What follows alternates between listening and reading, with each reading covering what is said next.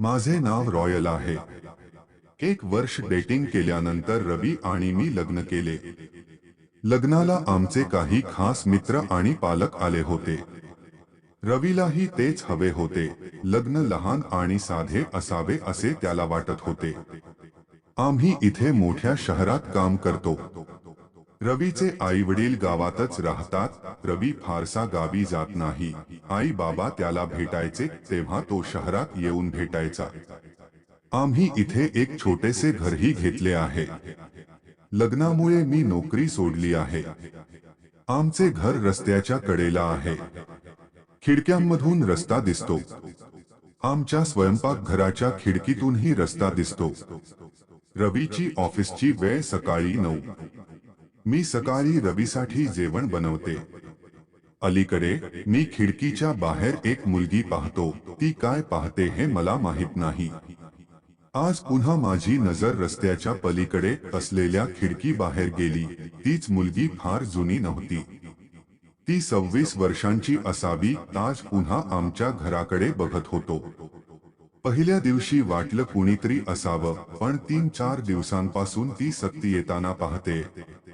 मला वाटले की तिच्याशी जाऊन बोलावे। कदाचित ती आमच्या घराकडे बघत असेल, दुसऱ्याचे घर समजत असेल। रवी सकाळी झोपला होता। ती पुन्हा त्याच अंतरावर उभी असलेली दिसली। यावेळी ती बाहेर गेली। मला तिच्याकडे येताना पाहून ती आणखीनच घाबरली। मी तिला विचारले, तुला काय प्रॉब्लेम आहे? तू कोणाला शोधते आहेस? ती घाबरून म्हणाली, रवी इथेच राहतो। मी म्हणालो, हो, तुला कसं माहित? हे ऐकून ती घाबरली आणि निघून गेली। मी त्याला मागून हाक मारली, पण त्याने ऐकले नाही। मी माझ्या घरी परत आलो। मी आल्यावर रवी उठला। विचारले, कुठे गेला होतास? मी म्हणालो, मला माहित नाही, एक मुलगी आहे। ती आमच्या घराकडे पाहत राहते। मी जाऊन तिला विचारले तर तिला तुझे नावही माहित होते। तुला काही सुंदर गोरी मुलगी माहित आहे? हे ऐकून रवीला राग आला। तो म्हणाला, तू वेडा आहेस, कोणी काहीही म्हणेल आणि तुला मान्य होईल का? पण हे ऐकून रवीचा चेहरा नक्कीच फिका पडला। माझ्याही मनात काहीतरी धावू लागले। संध्याकाळी रवी आला तेव्हा मी या विषयावर बोललो नाही। दुसऱ्या दिवशी सकाळी मला जाग आली तेव्हा रवी आधीच उठला होता। किचनमध्ये गेल्यावर किचनची खिडकी बंद करून मोठ्या कष्टाने उघडली।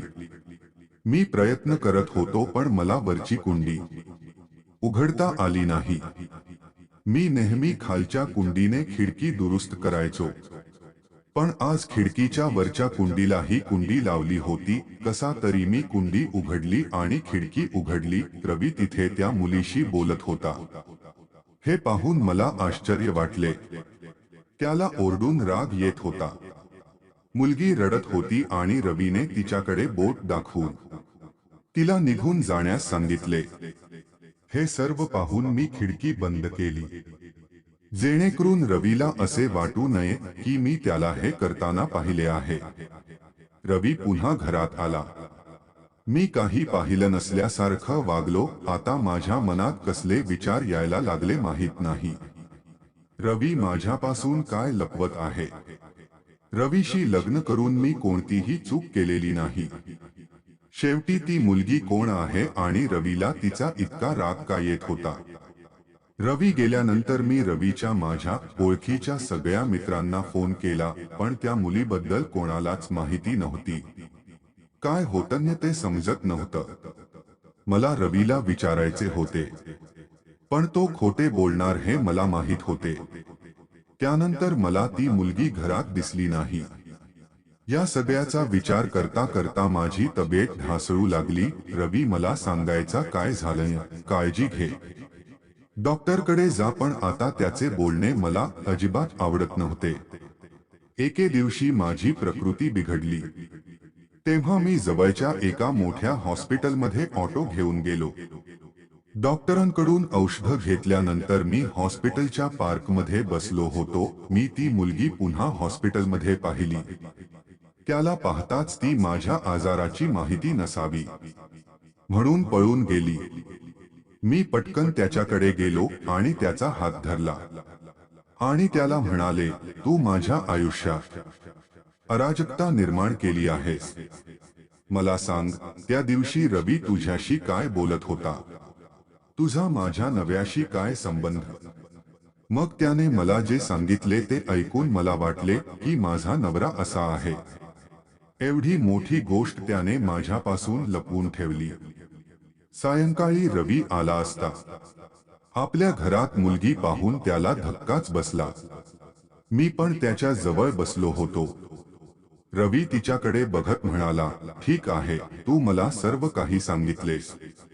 तू मला माझ्या कुटुंबापासून दूर राहण्यास सांगितले होते. मी म्हणालो, रवी, लाज वाटते. तू इतका कठोर कसा होऊ शकतोस? तू तुझ्या बहिणीला मदत करत नाहीस. ती मुलगी रवीची खरी बहीण संध्या होती. तिने आपल्या आवडीच्या मुलाशी लग्न केले होते. त्यामुळे रवी आणि त्याच्या कुटुंबियांनी तिच्याशी सर्व संबंध तोडले. रवी म्हणाला की मला बहीण नाही. मी म्हणालो, तिचा नवरा रुग्णालयात आहे. तिला पैशांची गरज आहे. जर बहीण नसेल तर माणुसकीच्या बाहेर. तुम्हाला तिला मदत करावी लागली आणि तुम्ही तुमच्या पसंतीच्या मुलीशी लग्नही केले. मग यासाठीचे नियम तुम्हाला का लागू होत नाही? तू अशा मनाचा आहेस हे मला माहीत असते, तर मी तुझ्याशी लग्न केले नसते. जो माणूस आपल्या बहिणीचे अश्रू ओघळू शकत नाही, त्याच्या छातीत हृदय असू शकत नाही.